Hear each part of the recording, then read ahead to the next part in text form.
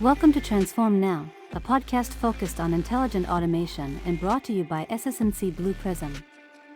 On this program, we talk about how organizations globally are rethinking the way they operate, utilizing process orchestration and AI-enabled digital workers to free up humans to do the work that matters most. We also share insights and tips on how you can embrace this new way of working and unleash your full potential. Let's get into the show. Hello everyone, Brad Hairston here. Welcome to Transform Now. My guest today is Alex Roy, an expert in the area of autonomous vehicles. He co-hosts a podcast on this topic called Autonocast, great name. He's also a consultant, a writer, a publisher, an editor, an entrepreneur, and many, many more things. I'm thrilled to have him on the show to talk about the world of self-driving cars, which really seems to be building momentum. Alex, welcome. Why don't you tell us a little bit more about yourself? Thanks for having me, Brad. Your introduction was very generous.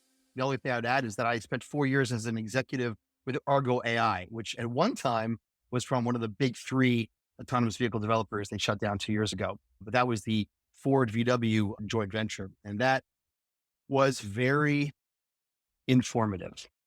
I'll leave it at that. I can imagine. Well, Alex, this is a space we have not covered on the podcast. And like yours, we're over 300 episodes. So it's beyond time that we delve into the world of autonomous vehicles. It involves so many of the things that we do talk about a lot, like automation and autonomous automation and AI. And I mean, just a variety of things, regulations. We deal with the regulatory side of automation and technology. And so when I came upon you, I mean, you are clearly a bona fide certified expert in self-driving cars. About a month and a half ago, I was at an event in Toronto and I was talking to a gentleman there and he had just flown in from San Francisco. And he mentioned, yeah, I took a self-driving car from Waymo to the airport. And it really shocked me because I've admittedly kind of lost track of this whole space. And it's been an area of interest, but I haven't kept up with it. So I was really surprised to hear that they were operational. And the more I went and looked at it and researched, I'm like, wow, it's not just in San Francisco. There are other locations where these cars are up and running and not just in a pilot mode. So could you start off by just catching us up on where the industry is today? And are things accelerating at this point, or are they kind of right on track with what you expected? I mean, you've been following this space for many years. And as you said, you were a leader in it as well. So give us a state of the union, if you would. Well, there's no question that it's accelerating. I would argue that it's happening right on time. There are a lot of people who are disappointed and impatient and expect them to have arrived, already. And then there are people who think that it's impossible, it's never going to happen. They're both wrong. There were self-driving vehicles being tested going back to the 80s and 90s. The big sea change was 2006, 2007 DARPA challenges, which is government sponsors competitions in the desert where college teams come and have to get their vehicles from A to B. Subsequent DARPA challenges sent the vehicles into urban environments. Google hired many of the best engineers from the winning teams, and pretty much all the people who were involved in the DARPA challenges back then have a company or work at a self-driving company today. I was always a driving enthusiast. I'm a believer that progress is inevitable. Technology it's inevitable. It's only a function of time. But I didn't believe any of this would happen soon or in my lifetime until 2014, when I started paying attention to Tesla. And then Tesla subsequently announced Autopilot, which people thought was self-driving, but is actually a driver assistance system. I drove a Tesla cross country, or I didn't drive it. I sat in the driver's seat, supervising it, and set the first level 2 driver assistance cannonball record cross country. And after that, I'm like, this is going to happen. So as an angel investor, I began looking at the space and launched my podcast because it seemed like there weren't a lot of podcasts 9 years ago talking about self-driving in a meaningful way. And if there were, they were just talking about Tesla. But I knew there were other companies working on it and started sniffing. In 2018, Uber had a crash testing in Tempe, Arizona. Hmm. And I wrote a column stating that people who think that self-driving will not happen because of this crash are wrong. It's inevitable. But what's not inevitable is that every company working on it will eventually productize and bring a solution to market. And that column was very popular and led to me being recruited by Uber and a few other companies. And of the companies working on self-driving at the time, I had great confidence in Argo AI, which was led by an exceptional leader named Brian Telesky. And he said that almost everyone promising ubiquitous self-driving by 2020 or 2025 was Hmm. an unserious person. And so I joined the company. Today, Argo is shut down for other reasons, but very clearly, Waymo, which is Google's self-driving unit, is deploying at scale starting months ago.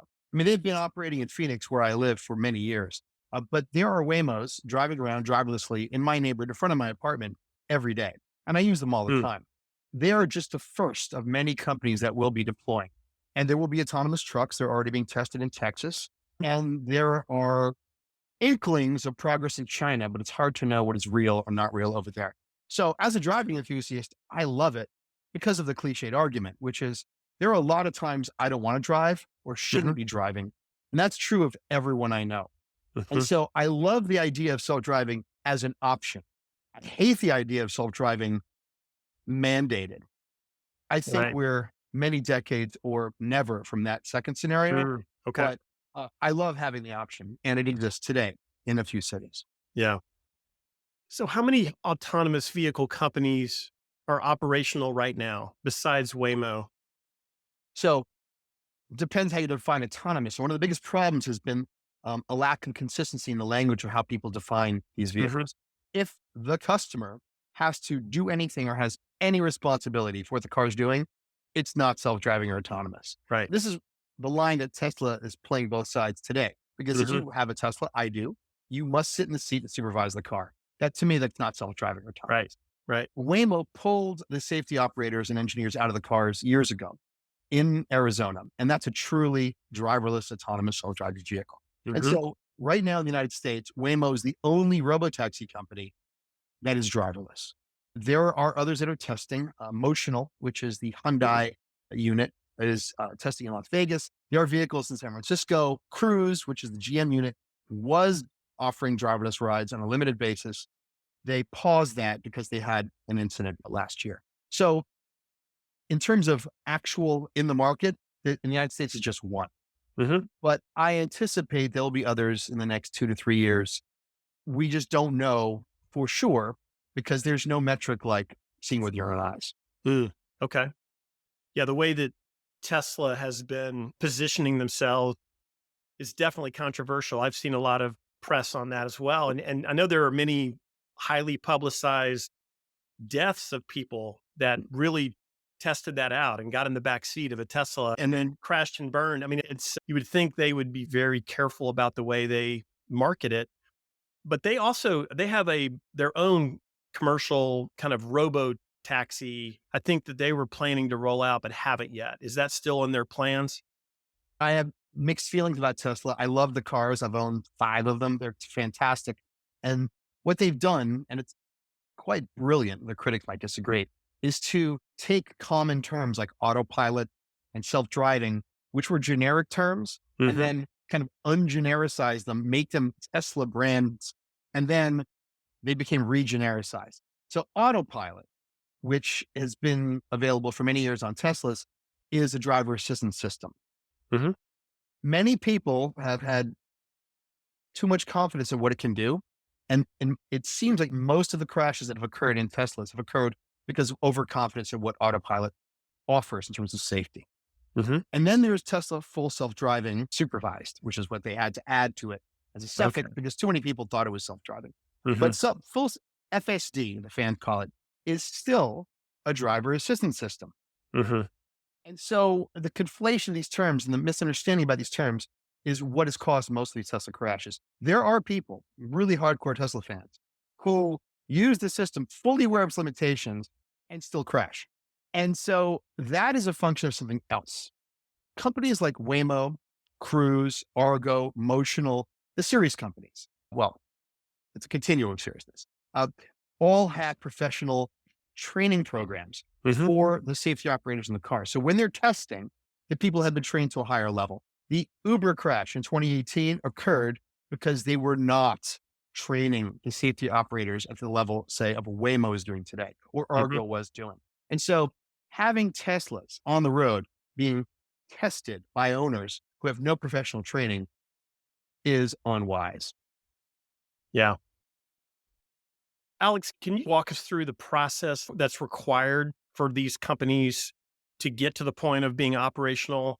You mentioned there's several that are kind of working their way there, but what does it take? What are the steps that a company has to go to satisfy both state and federal regulators? I assume both of them have some influence or some jurisdiction over self-driving cars. Maybe not, but you can speak to that as well. But I would love to hear what that process looks like. So there is no one process. Currently, it's a patchwork quilt state to state. And in some states, you can basically just go start testing. States like Florida. And then there are states like California where you have to go through more hoops. To be clear, I don't believe that actually regulations are the limiting factor in self-driving deployment. I mean, they are hurdles. They are surmountable.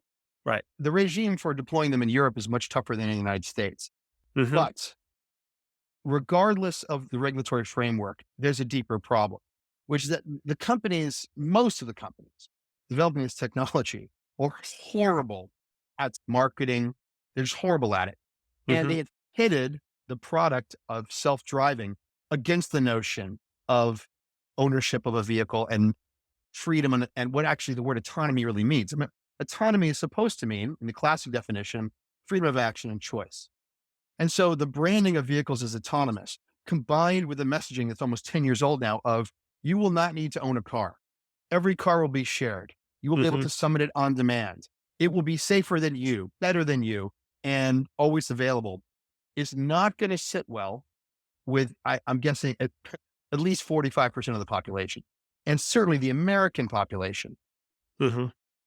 Personal autonomy and freedom is baked into the fabric of American culture. So even if there were no regulations and autonomous vehicles work perfectly, the idea that the majority of people, or all of them, would voluntarily give up ownership of the means of transportation is absurd. And this is becoming apparent over time in some of the statements of elected officials who don't just bring skepticism to the safety claims, and that is also a problem, but skepticism to the notion that people will want this. And so there is a continuum of companies in terms of where they position themselves, and some have done so very unwisely. The irony of Tesla, and this is maybe the brilliance of Tesla, is that Elon Musk has specifically claimed that your vehicles will be self-driving and there will be future Teslas with no steering wheel, but also appealed to the notion that Teslas are among the fastest cars on the road, the acceleration is incredible, and that they're performance cars. It's the only brand in autonomous vehicles that is both a virtue signaling brand and a vice signaling brand. You can drive it, it's faster than anything, but you also won't need to drive it because it'll be full self-driving.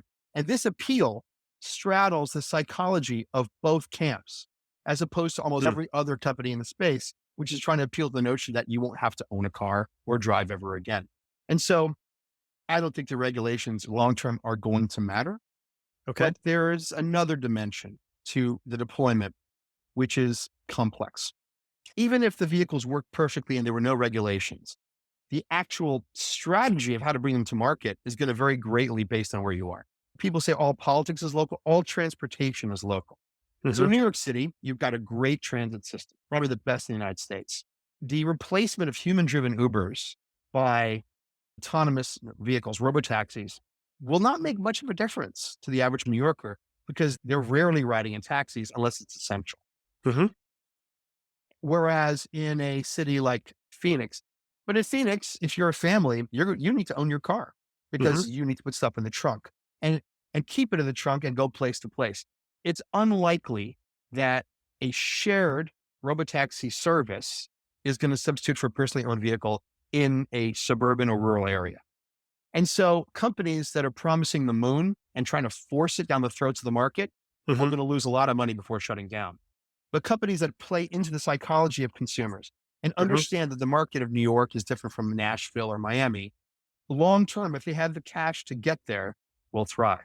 I'm actually not optimistic about the strategists and business development people and most of these companies because they're not students of history. Mhm. And you need to be to deploy technology at scale this way. Yeah.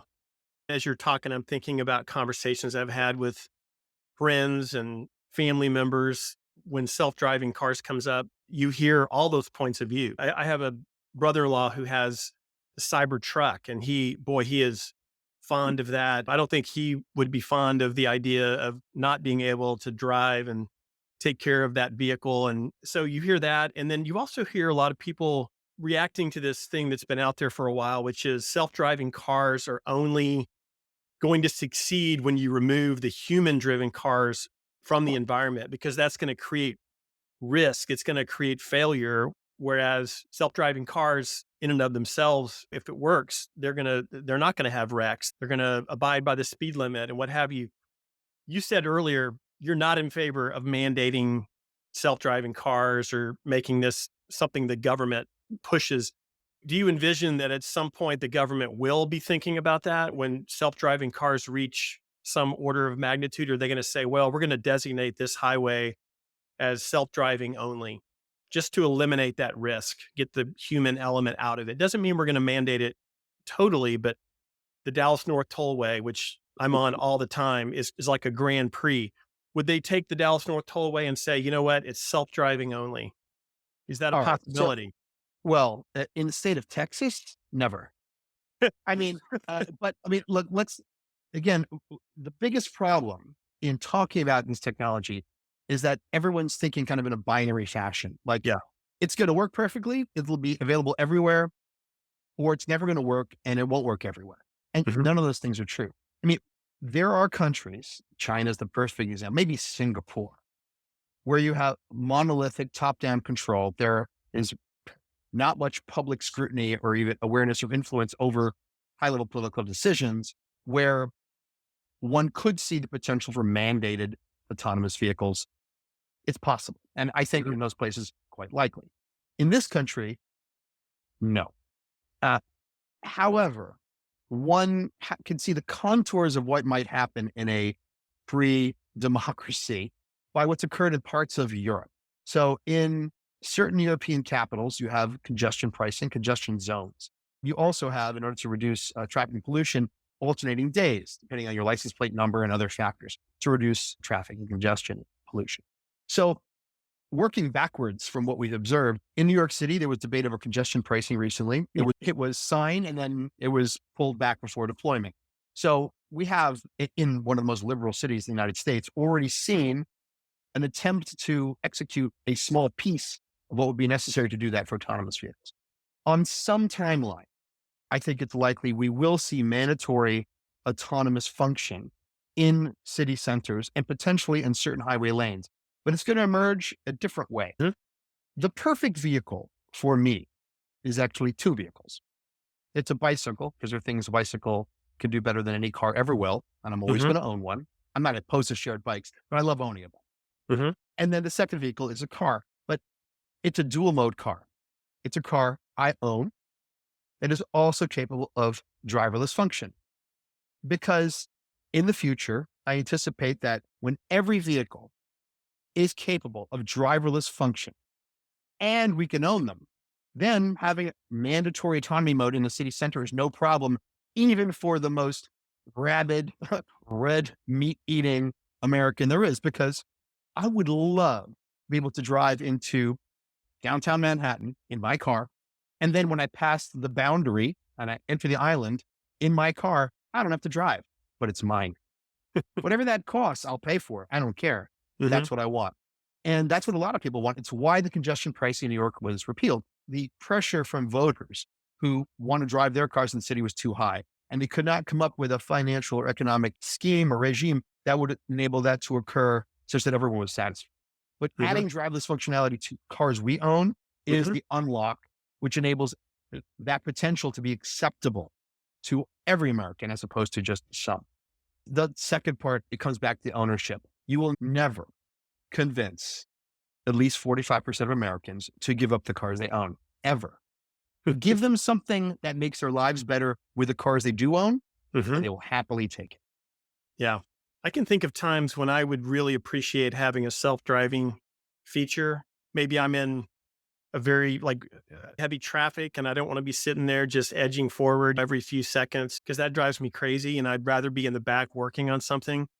There's other times when I think the obsessive compulsive side of me really wants to be driving because I want to get somewhere a little faster. Of course. And I know that's going to push the limits of a self-driving car because it's going to go slower and be more safe and those types of things. But yeah, that's an interesting perspective you have. Something else that I would love to hear your thoughts on the ethical considerations of self-driving cars. I think it was 7 or 8 years ago. There was a 60 Minutes episode. You'll probably remember this. It was focused on self-driving cars, and they interviewed a professor from Carnegie Mellon. Was it Philip Koopman? I can't remember the Yeah. name, but if he was the authority on self-driving, he that probably was him. But they were interviewing him and he was talking about just how far things have come and how this will be the future. And he actually went into this whole ethical topic and said, we don't just have to have a car that can drive on its own and obey traffic regulations and avoid other cars and things like that, but we have to build into it some type of decision making capability that is ethical. And he used as an example, what if the car sees someone immediately run across the road? Is it going to try to do everything in its power to avoid that person, or is it going to try to save and preserve the life of the passenger? The professor handled it pretty well. He said, look, decision making is imperfect, but we've got to build a car that can make good decisions. We're not going to try to build in some form of benevolence or anything like that because it ultimately is just trying to get people from point A to point B. And there's an incredible number of things that could happen that we can't anticipate. So it was an interesting discussion, but what are your thoughts on that? Is that something that was kind of exacerbated because of 60 Minutes, or is that really something that self-driving cars companies have to grapple with? Well, I'll say what the self-driving car companies don't want to say because it wouldn't be a good look, but I'm happy to say it. There is no such thing as the trolley problem, which is what you're describing. It doesn't exist in the real world. There is a trolley solution. The trolley problem, a thought experiment, trains go down the tracks. There's a group of newborn babies in one of the tracks, and the other one is like all the members of your family and a group of nuns. And which one do you hit because your brakes have failed? Well, the answer is the trolley solution is your trolley was poorly designed and it didn't have a redundant braking system. If one faces two bad choices, the mistake has already been made and and game over. When a vehicle, any vehicle, a bicycle, a human driven car, an autonomous vehicle Mhm. leaves its parking spot, the chances of something bad happening are non-zero. That is, will be true till the end of history. So the only solution is to build in as many potential safeguards into the system to mitigate and prevent the overwhelming majority of predictable problems. A real ethical problem is that we hand out driver's licenses in this country without suitable training, let alone education about how to maintain your vehicle. Mhm. So think about all the things that happen when a human is confronted with the two bad scenarios. Mhm. They see a group of nuns and newborn babies. They have to choose. So first, you have to be paying attention. Most people are not. They're on their phones. They're distracted. And Mhm. then if they see the problem, they have to make a decision. One of the other, or is there a third option? Assuming they're capable of making a decision, which few people, unless they are highly trained professional race car drivers, can do it at any speed. They then have to execute the decision and hit the right pedal. Most people won't. That's why we have unintended acceleration crashes. But let's assume they do hit the correct pedal. Then they also have to turn the right amount of steering input. Will they do that? Unlikely. And Mhm. assuming they've done all those things, are their tire pressures correct? Do they have sufficient grip or lack of grip? And the average person will get all five of these things wrong before confronting the problem. So you don't have the skills or attention or Right. maintenance of the vehicle. Now, when I was in the business at Argo, every vehicle before leaving a depot was checked and double checked for every single potential thing that could go wrong. So worst case scenario, it will work as designed. So now the hardware is designed, the vehicle leaves the depot. It is operating at speeds that it believes it can stop or steer away from almost any potential scenario. Mhm. The scenarios that no company and no driver could ever account for are the child or dog running out in front of the vehicle at a distance of 5 feet. No vehicle, not a bicycle ridden by a professional cyclist, could stop in time.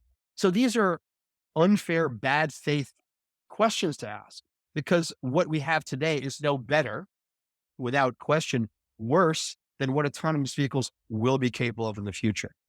When an autonomous vehicle, at least at Argo where I was, when it encountered a potential collision with a near distance object or child or whatever, it would apply maximum braking instantly. Few people are capable of that today. Hmm. So, given 100+ years of experience with human drivers, we already know how good and bad human drivers can be. The only question is how long it will take before autonomous vehicles can demonstrably, with sufficient metrics to convince anyone, match and surpass human drivers in all scenarios. I'm absolutely convinced, based on riding Waymos almost every day, that in simpler and maybe average scenarios in Phoenix, they're Mhm. already better.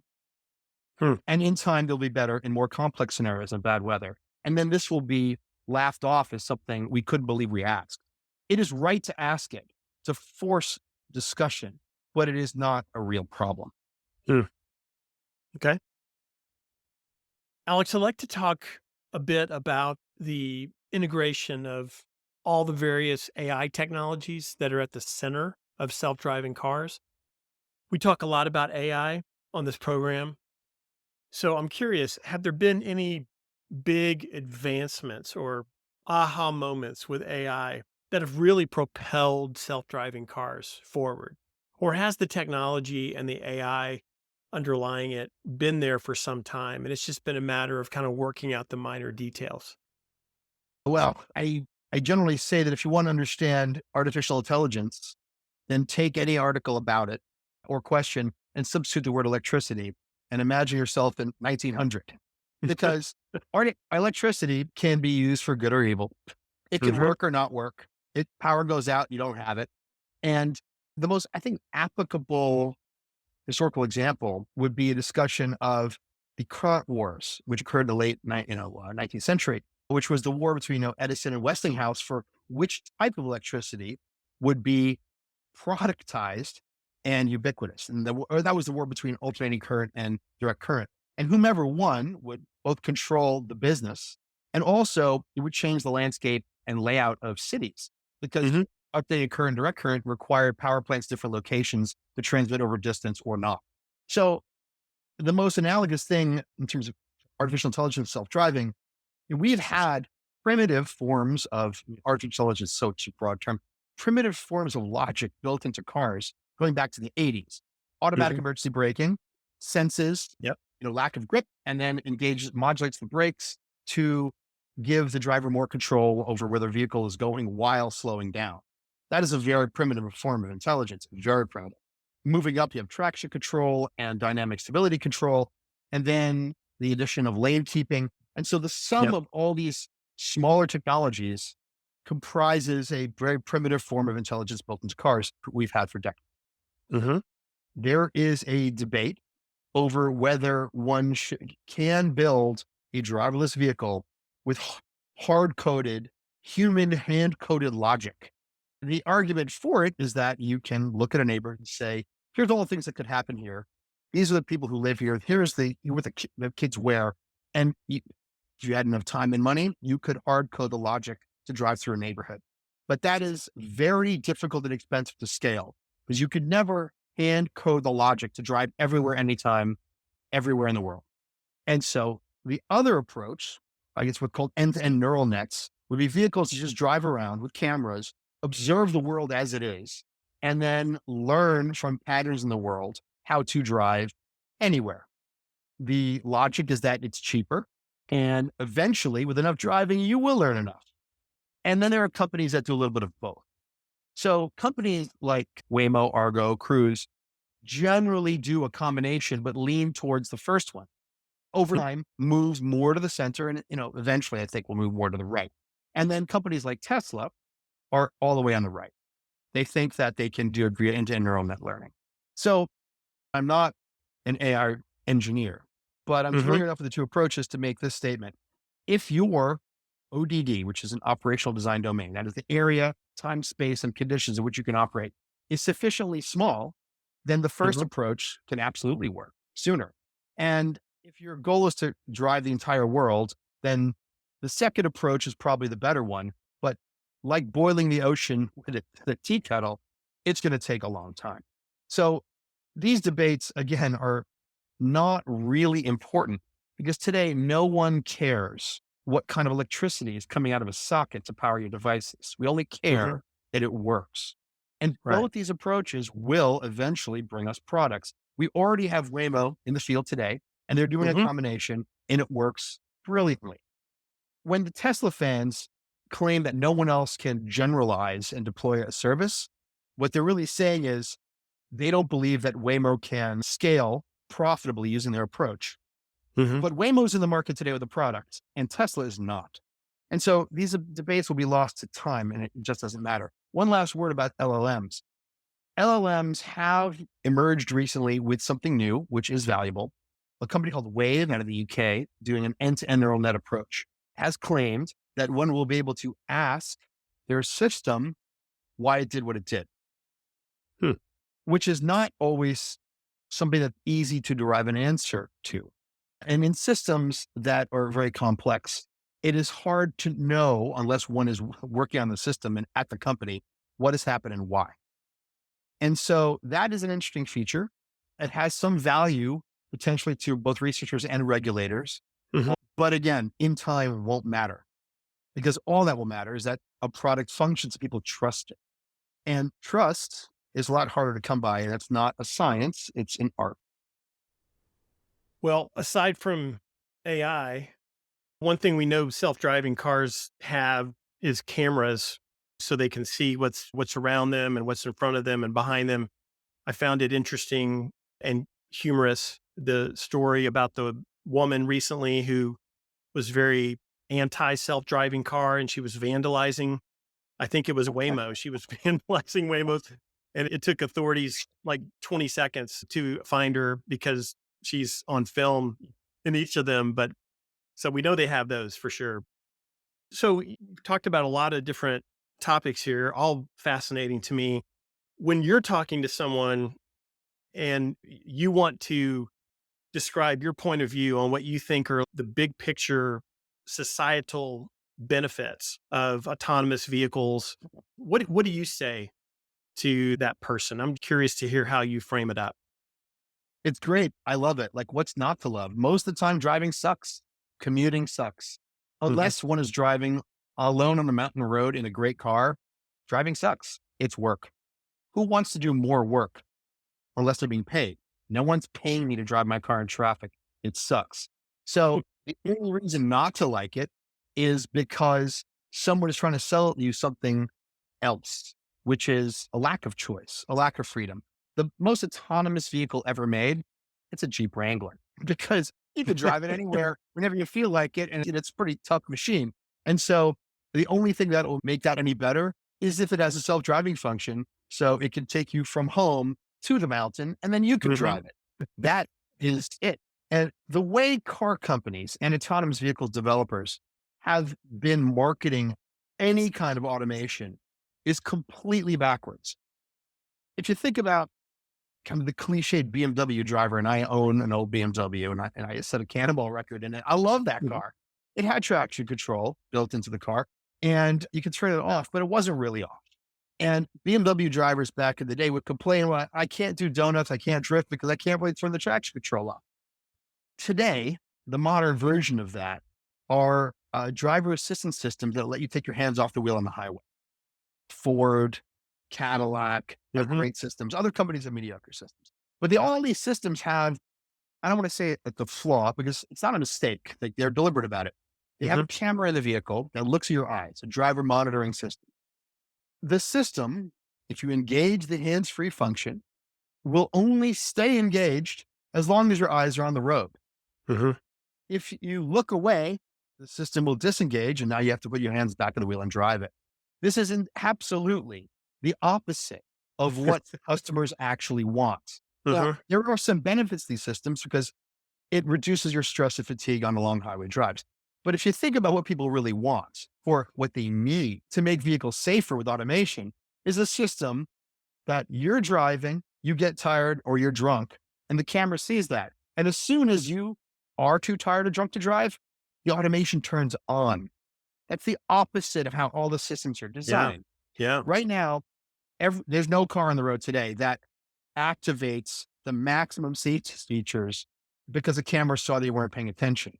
Hmm.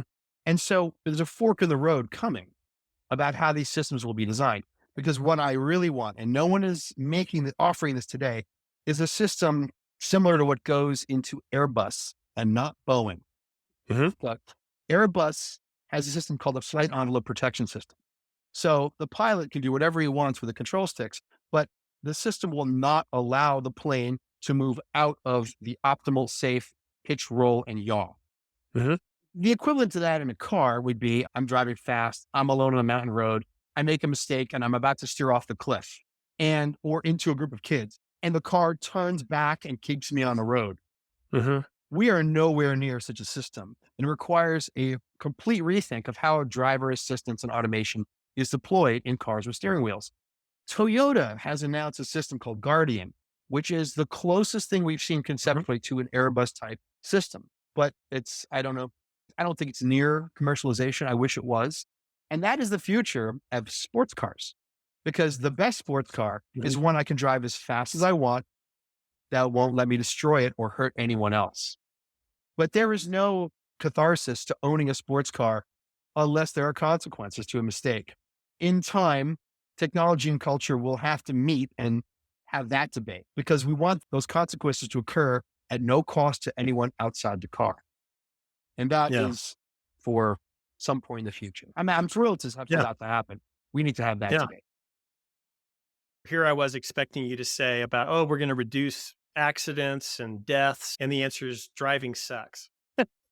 I agree with Well, that. let me add that, if autonomous vehicles were only as safe as people today, Hmm. it would still have value. Hmm. It would still have value. The Yeah. Yeah. convenience for sure. And then beyond that, that they are safer is, well, I would like to say table stakes for the companies that promise they will be. Hmm. But that is up to the companies to prove. I'm not Hmm. sure ultimately it matters because from 1920s through the 1970s, commercial aviation had a lot of crashes. And yet the market grew because people were getting access to something which Hmm. profoundly increased their freedom. And if there was risk, they were happy to take those risks. And commercial aviation crashes were front page news every time, did not slow down people buying plane tickets. And in the 70s, after a few really big crashes, two 747s, I think it was the Canary Islands, Hmm. hundreds were killed. After that, we saw some radical changes in how flight crews manage decision making. Yeah. And so I imagine in time that autonomous vehicles will be both safer than the average person, and many generations of kids will age into taking autonomous vehicles for granted. My daughter's Mhm. 5. She already thinks they're completely normal. She doesn't never ask about its safety at all. She does say all the time that her mother is safer than I am as a driver, a better driver Yeah. than I am. Yeah. But she assumes that Mr. Robotaxi is fine. And Yeah. so I believe that we will culturally age into self-driving trust and ubiquity before the critics of safety or get an answer that satisfies them. Do you think the success of autonomous cars is going to basically lay the foundation for air taxis or whatever you want to call them? That's another space that's been interesting. Uber was going hard at that for a while. I know they sold off their Uber Elevate business to another company back in the pandemic. There would seem to be some correlation there. I know when you get into the air, now you have another government entity that's probably more high strung than anything that happens at the state level with cars. What do you think? Is there a connection there? Well, I mean, we do have multiple companies building, electric vertical takeoff and landing craft today, testing. I've ridden in some of them. Again, it's inevitable. The question is whether or not the companies doing so will find, I want to say product market fit. There's obviously a market for it, but the noise levels for these would have to come down before they will be allowable over dense urban areas. That's Hmm. number one. I mean, I Yep. am assuming that safety issues can be resolved. So beyond that, the noise levels will be an issue. We have decades of friction between neighborhoods and cities and airports Yep. because of noise levels. And certain types of aircraft are not allowed because of noise levels. So assuming the safety is solvable, or it is on some timeline, that's the next friction point. And once that's solved, then that market will develop undoubtedly. I imagine we'll see more of this in parts of the Middle East and in monolithic Hmm. countries with top-down control before we Yep. see it over Los Angeles, but it will happen. And of course, for people who live in rural areas who have their compound friends to see, this is going to be a great and fun product. I go to a conference every year called the Up Summit, which is a venture capital firm that's invested in a wide variety of transportation. And every year they Yeah. bring eVTOLs. You can fly around at their event in I'm Texas. sure. And I mean, That's honestly, cool. it's so cool. Yeah, I saw at the recent Paris Olympics, they were trying to get those in play. And at the very last minute, they couldn't get all the powers that be to agree that this was a risk worth taking. So instead, they had one flying above the Olympics with nobody in it. Kind of anticlimactic, but I guess that's what they had to do. Well, the funny thing about AI and all automation is uh, the values of the people building it are the values of the system. Hmm. So the decision to go from two safety operators to one to none, and where you make that decision, Hmm. these are human decisions. Hmm. AI doesn't make those That's right. decisions. And Yeah. so last year when Cruise had crashed in San Francisco, actually going back to before the Cruise crash, there was some news stories about people putting cones on the hoods of these Cruise vehicles Yep. and Waymo vehicles. Nobody thought, I mean, you didn't need to build an artificial intelligence and run simulation to know that in a city like San Francisco, there are going to be people who will vandalize literally anything they see, especially if it's new, especially if it comes out of a well-funded Silicon Valley firm. If I was Mhm. 15 years old in San Francisco, I would have put the cone on the car just for fun. But Yeah. that would not happen in probably a Texas city or a Florida city because culturally those places are different. Yeah. Nobody in the $10 billion funded company with the AI and self-driving cars even thought about that. Waymo didn't complain, but the Cruise folks were like, I can't believe it's happening. Bro, bro. I mentioned at the beginning of our discussion that I read your LinkedIn profile, and it really did make my head spin. You're involved in so many different things, and you've launched a lot of different organizations and what have you. As we wrap up today, could you like pick one of those things that you're really passionate about and just tell us about it? Not self-driving cars related. Well, I was going to plug the Human Driving Association, which is my fun website, which promotes human driving. We sell some cool t-shirts, but I'm proudest of my time working for an organization called the Moth, which is the largest storytelling organization, I think, in the world. And working there for many years and traveling, meeting a lot of people and hearing a lot of stories and telling stories influenced me greatly. So today I have an advisory firm called Johnson and Roy, where we advise on strategy and marketing primarily to robotics, AI, and self-driving companies. And the fundamental problem is, what story do you want to tell about your technology and why would people want to hear it? And it's really fundamentally just one story. And this is, will this make my life better and make me Mhm. freer? Yes or Yeah. no? Better is easy to promise, but Mhm. freer is a loaded term. Mm. I like to say that I'm pro-choice about automation and self-driving because it triggers something in everyone. Well, what do you mean by that? Because I want to be able to choose what technologies I use, where, when, and how. And I want my daughter to have that same choice. So I'm proudest of my time learning how to understand human psychology and trying to tell stories about technology that Mm. help people make better choices about what they want to pay for. Because our dollars are the ultimate vote. Yeah. I can tell that's important to you. I've heard that theme kind of throughout the way you're looking at the way people are thinking it, perceiving it. How does it play to their psychology? You've got a very pointed view on that. Is there anything dumber, worse, and more small-minded than people trying to sell the notion that you would own a humanoid robot that does your laundry like Yeah. anytime soon. I've got Yeah. a Roomba, state of the art, 20-year-old technology now. I got a Roomba and I don't trust this thing to do the job. I mean, it does a job and it's good enough. Yeah. Yeah. But once you start talking about replacing people, it triggers something most of all in Mhm. Americans that goes deep and will never be defeated. Alex, it has been a really fascinating conversation. I feel like I've been fully educated on this sector, and I know 100% more than I knew before. So thank you for being on with us and sharing your perspective on all these different aspects of self-driving cars. It's been great getting to know you, and I wish you the very best. Thanks so much, Brad. Thank you for listening to Transform Now, the podcast from SS&C Blue Prism. You can find all of our episodes on your favorite podcast channel, as well as YouTube. To stay on top of the hottest topics in the world of intelligent automation, subscribe now. The future of work is here.